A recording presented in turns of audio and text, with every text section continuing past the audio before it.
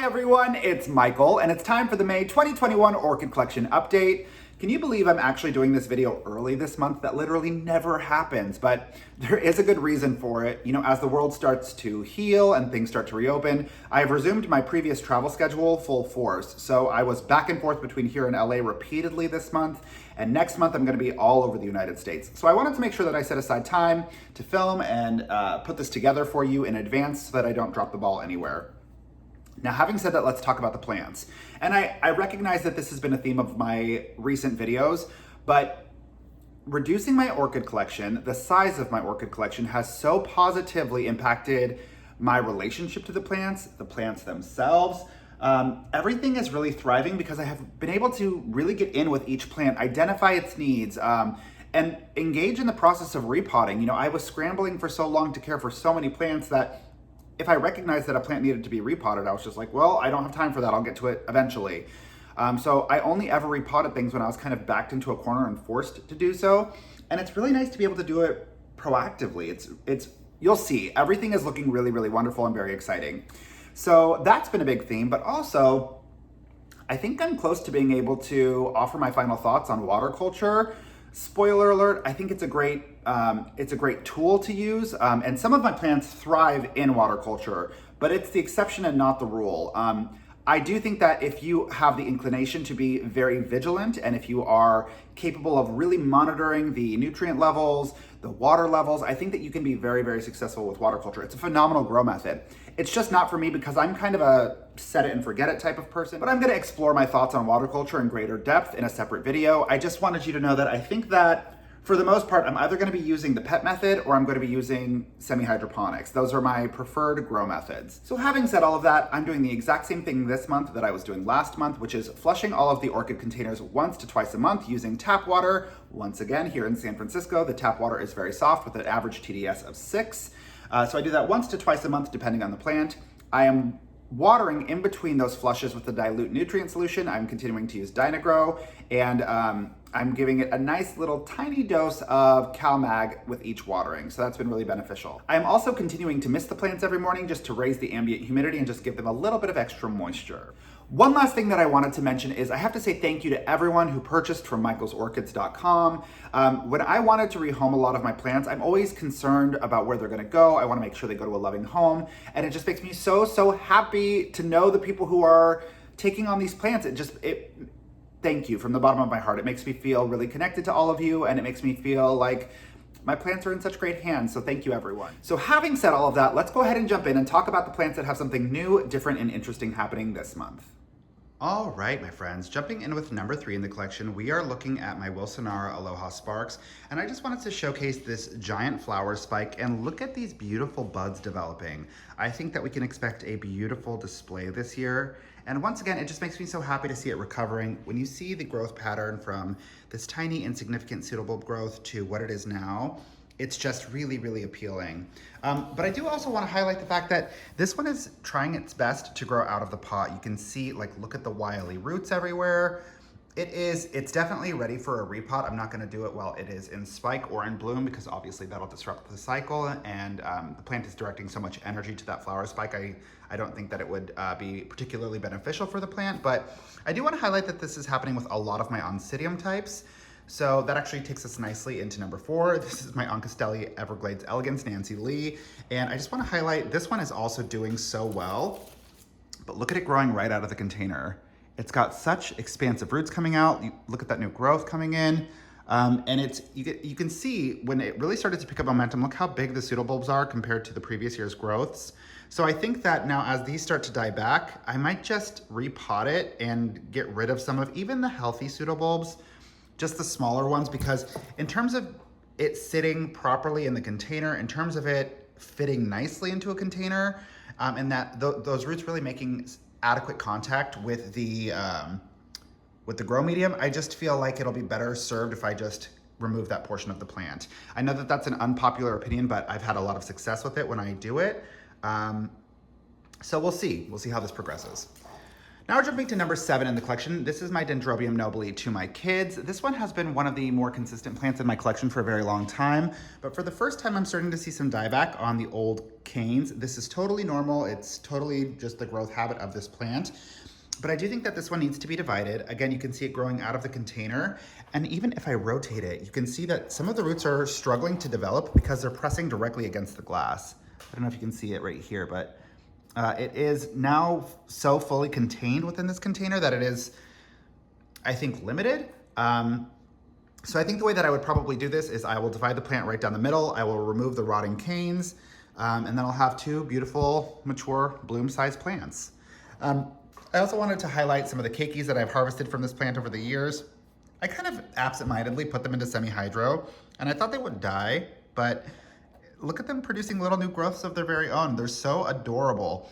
Now, I don't think semi-hydroponics is the most nurturing method to put, or nurturing grow method to put Cakeys in. I think that they definitely want a little bit more moisture. So I think I might repot these into some sphagnum moss with a base layer of leca at the bottom for good drainage. But it's remarkable. They just really want to live, and they are investing the energy to do it. So that's beautiful. Now on to number 8 in the collection. This is my Banfield Mystic Maze. This one just recently is coming out of bloom. So you can still see, so beautiful. I mean, this is such a stunner. But what I think is interesting about this one is the same thing that's happening with number 3 and number 4. The Oncidium just wants to grow up and out of the container. So it's really time for a repot. This one tends to lose leaves on previous growths. So you can see all of these pseudobulbs here. But because of that, these are all making great contact with the potting medium, but none of the new growths are. And for that reason, the bulbs tend to desiccate pretty quickly. So I don't know if you can see right now. The new growths are a little bit shriveled, even though they're more sizable and significant than the others.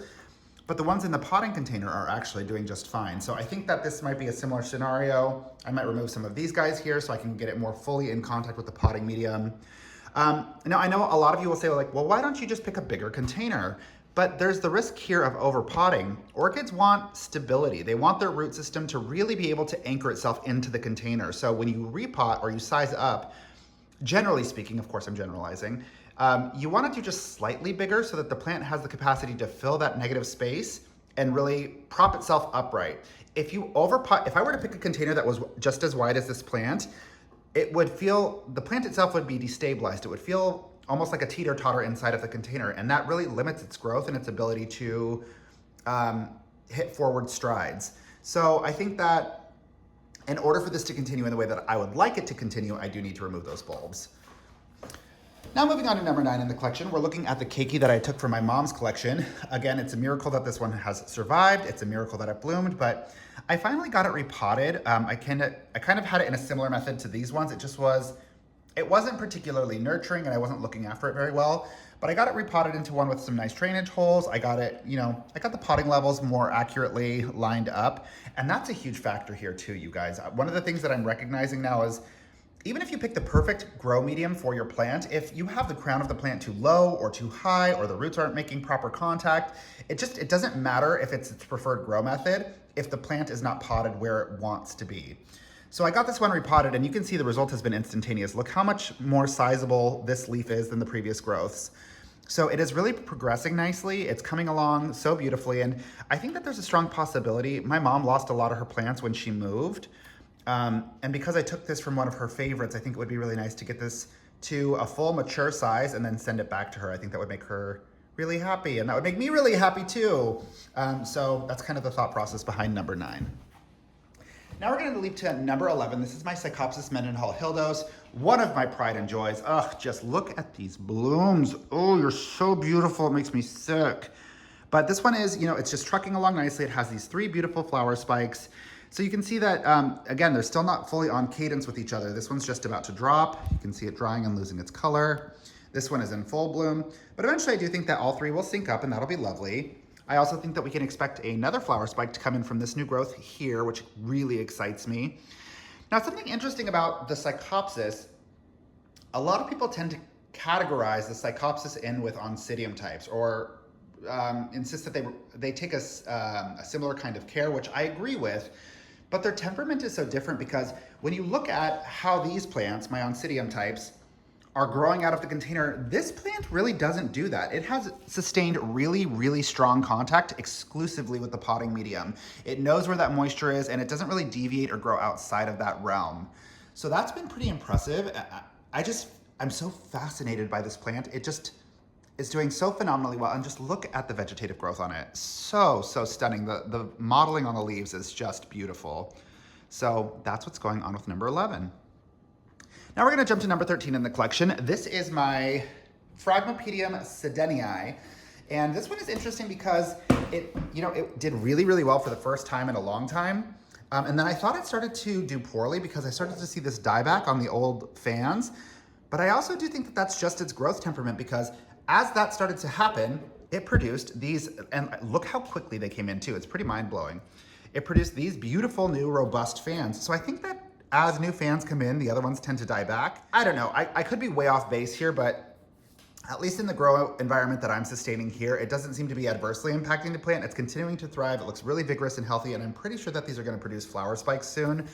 But I think that if I were to be growing this in a different method, like probably, I don't know, bark with sphagnum moss, that it could sustain the old growths a little bit more healthfully, but I don't think it's a problem that they're dying back as new growths come in.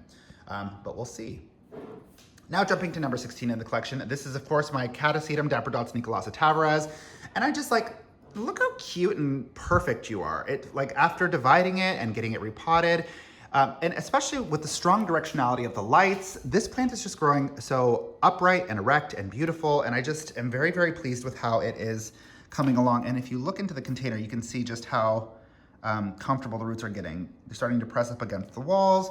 So this is just, it's very positive, and it's the first time I felt like this plant is cooperating with me, so that's exciting. Now we're gonna jump to number 18 in the collection. This is my Zygopetalum, and this plant confuses me so much. It is doing, to its credit, it's doing a lot better than it ever has before. The pseudobulbs are plump, it's doing great after I got it repotted into the pet method. But one of the things that you're looking at is, like, look how beautiful, for the first time, it has healthy, robust, vigorous leaves. But while that happens, the new growth here is catching on itself, and it's, I don't know if you can see, hold on, let me see if I can get it to focus. Do you see how it's just like, it's completely rolled into itself, it's completely stuck, and it is so tightly bound that if I try to touch it to liberate it, it's gonna rip the leaves. So I'm just letting it run its course, but I don't know what I can do to really make this go a different way. I have strong ambient humidity. I sustain around 42% in my grow space. It's getting misted. I just don't know what it needs to stop doing that. So it's weird because parts of this plant are giving me positive indicators, other parts of the plant are not. So I just don't know with this one, we'll see. Now jumping to number 20, this is my Bubba Ambrosia, and this one is just doing so well. Like, you can see, look how insane and prolific it has been since I converted it to water culture. Now, this is what I was saying, it's an exception to the rule here, because my other plants, they tend to do well in water culture for a brief period of time, and then they tend to start to experience, I don't know, dieback, they'll start to experience yellowing of leaves, they'll start to experience spotting. Any variety of problems can come from water culture.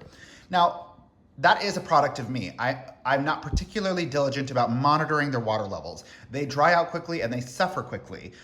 You have to be really on top of water culture. Now, this one is a slightly different scenario because it's in an encapsulated dome, so it really sustains high ambient humidity and it takes a long time for that water to evaporate. But in my open air containers that I'm trying with water culture, it's not quite as successful. So that's just my thought. That's just kind of how it's going right now, but we'll keep an eye on it and see how it progresses. Now jumping to number 22 in the collection, this is my Maxillaria tenafolia. This is one that desperately needs a division and it desperately needs a repot. This plant likes moisture, and again, like a lot of my Oncidium types, the new growths are just struggling because they're not making contact with water. The most watering that this plant gets is probably from the mists in the morning, and that's just not sufficient to keep it happy. But something interesting is happening. You can see it has a very upward growth habit. You can see, let me see if I can find a new growth. Here's a new growth right here. So as the plant matures and develops, it just grows up and up and up. But for the very first time, I noticed all of these little spikes down here at the base, and I can't help but wonder if those are flower spikes. This plant needs to be divided. I mean, it's not getting what it needs, but I also don't want to disrupt it if these are in fact flower spikes. So if you have any insight on this, or if you have any thoughts on what they look like, let me know. But it's just so peculiar that now of all times is when it wants to do that. I've never seen new growths come from the base like this. And I've had this plant for years and years. So we'll see what it is. Now jumping to number 25 in the collection, I just love you so much. This is my Epidendrum Green Hornet, or my Prosticchia Green Hornet. So consistent, just the longest sequential bloomer. This one just does not stop. And you can see, even look at the spike that comes out of the sheath. It's so thick, it's so fleshy and vigorous. So I just love this plant, but it is also, like my Oncidium types, time for a repot. Look at it just trying its best to grow wherever it can. So I think that I can probably comfortably get 3 plants out of this one. You know, you have this grouping here, you've got this grouping here, and then you've got this grouping here. But again, my objective is, when it comes to dividing, the objective is not to produce as many plants as possible. It's to make sure that you're producing successful divisions. So I want to make sure that each has 3 to 4 bulbs. So they're going to be healthy and vigorous enough to sustain continued growth. But I also want it to fit in the pot. Like this, looking at it, like it just annoys me. It needs to be placed more. It needs to be placed more symmetrically for my personal preferences, but also just so the roots can make contact with the potting medium. It's really important. Now moving to number 26, this is my Lisar Estellar, and this, you know, if this plant has a comeback story, I will weep with joy because I just didn't think it was possible. But look at this, you can see all of the pseudobulbs died back, all of them. And then it produced this tiny little baby, and I thought for sure it wouldn't have the energy to keep growing. Then the year after, it produced this baby here, and now it has another little growth coming in. And you know, this is not particularly well potted. I thought it was gonna die as a formality. I put it into a container with some drainage, but I think that this could do a lot better if I get it repotted in sphagnum. Again, the pet method. I'll do a little layer of leca at the bottom for drainage, but having those drainage holes, allowing it to really not sit in stagnant water tends to help all of the plants. So I'm wondering if I should repot this and if that would help it survive. But because it is in such a fragile state, I really don't want to disrupt its growth. So still haven't made that decision. I'll keep you posted, but I admire and respect and love this plant for trying so hard to press on. Now moving to number 28, we know her, we love her, and she is looking better than ever because I finally got her repotted. I haven't repotted this one in so long, but I realized that there was a lot of old growths that were dead, old canes that were dead, a lot of old roots that were dead, and that most of the root system was not actually making sufficient contact with the water reservoir. So I got it repotted, and you can actually see the bulbs were starting to get pretty desiccated. I can't believe I didn't notice it sooner because this is one of my favorite plants. But since I got it repotted, I removed all of the dead and decaying matter. I got it potted into a shorter container than it was in before so that the roots could make better contact with the water reservoir. And it's just been drinking down its water, and it has been so vigorous with its growth since I did that. Look at this new growth here that has come in since. There's another new growth coming in over here. So this one is just much happier having been repotted. And I guess I didn't realize, I have to say, that's the trick with using inorganic medium, particularly for my plants that are in semi-hydroponics.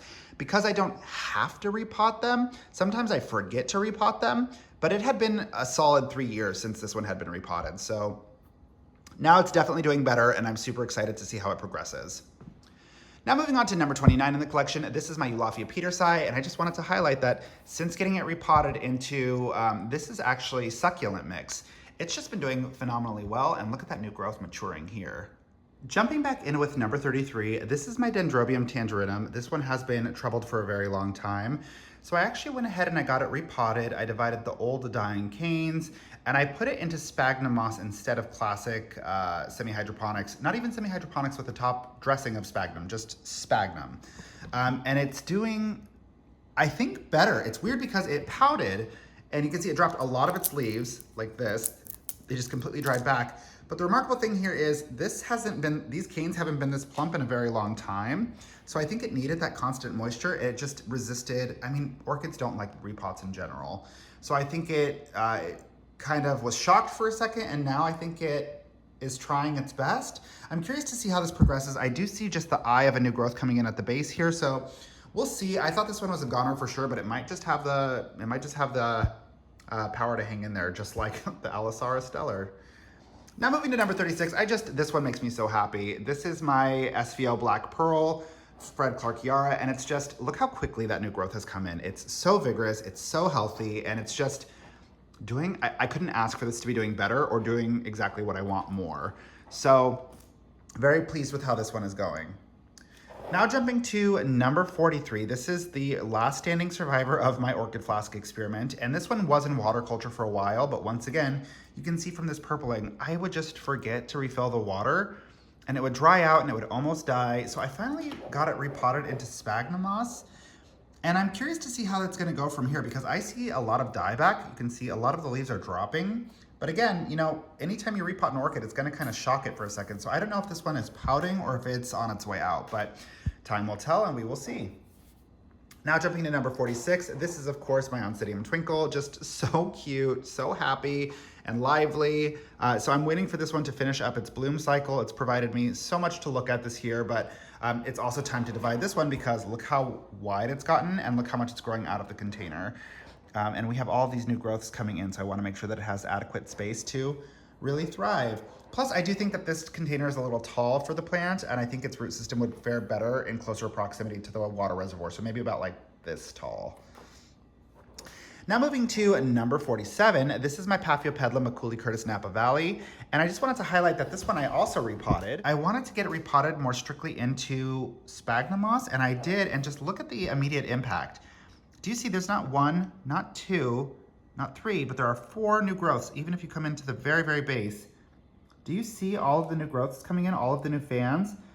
So it seems to be progressing quite nicely. I also do think that this one has the growth habit to lose its older growths as new ones come in, or at least the way that I'm growing them, that's how it's happening. So I'm curious to see how quickly this one progresses in this grow method because it didn't seem to pout at all. It just started to do really well very quickly.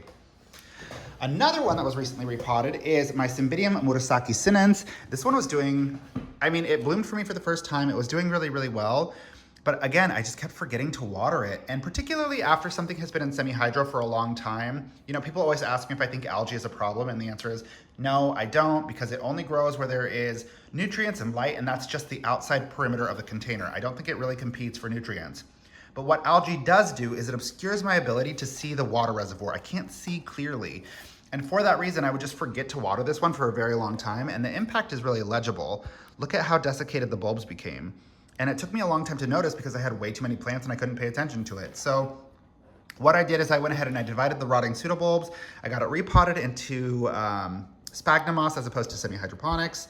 And I can see that it's starting to replump, but it's also pouting a little bit. So I don't know how this is gonna go, but we will see.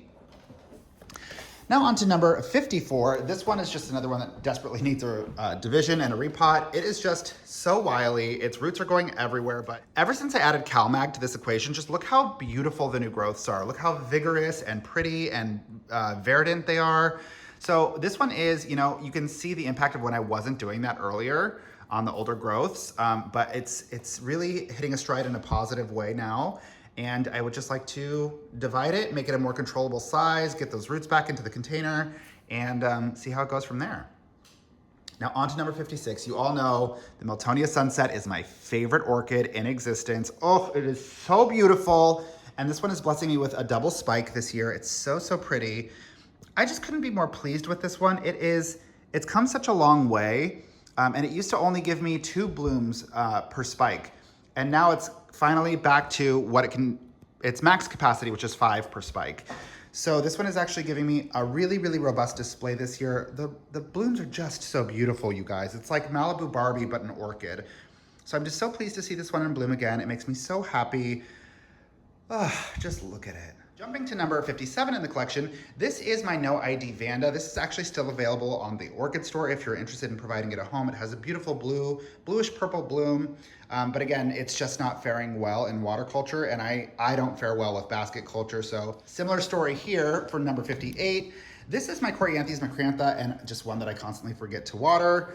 It's a challenge for me because it needs to be in basket culture. It needs to be growing in a way that it can have a flower spike grow pendant. And I'm just not equipped to give it that, or at least not in an attentive way. So this one is also available on michaelsorchids.com. I will link below. And the last one I'm gonna share with you today is actually number 59 in my collection. This is my Classia Rebecca Northern Maccabi. And I'm a little concerned about this one. Now, this was my oversight. I was just gently misting this plant. But when I left for my work trips, I forgot to tell Justin that this isn't one that we're watering normally, and he filled its water reservoir. And if I take you in, you can see that the roots kind of died back. I don't know if you can really tell, but I don't think that the roots were long enough for this to really, it couldn't be saturated with water the way that it was. It wasn't ready for it, and I think that's causing it to have some issues.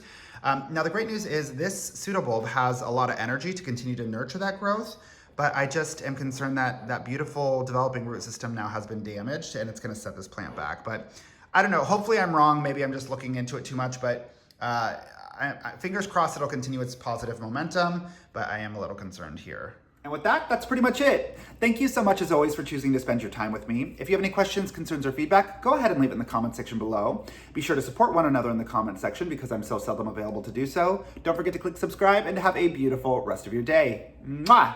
Bye, friends.